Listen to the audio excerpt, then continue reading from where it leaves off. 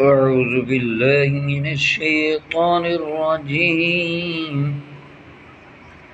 بسم الله الرحمن الرحيم.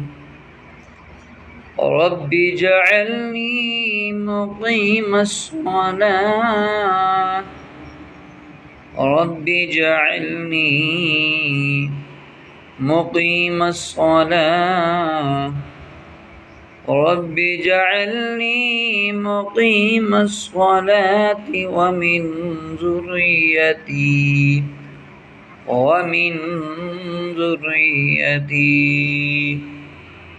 رب اجعلني مقيم الصلاة ومن ذريتي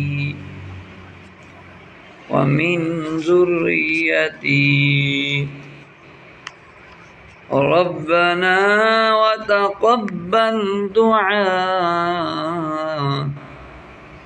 ربنا وتقبل دعاء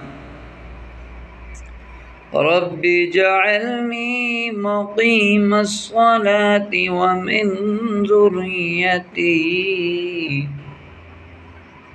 ربنا وتقبل دعاء ربنا اغفر لي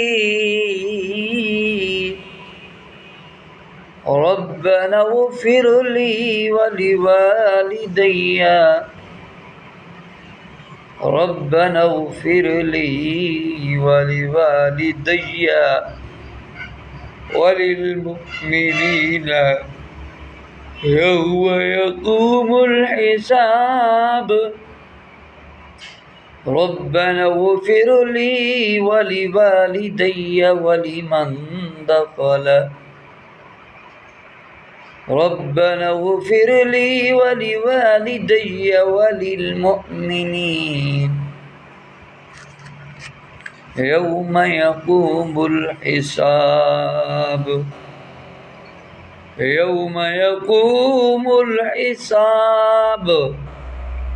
ربنا اغفر لي ولوالدي وللمؤمنين يوم يقوم الحساب. صدق الله العظيم.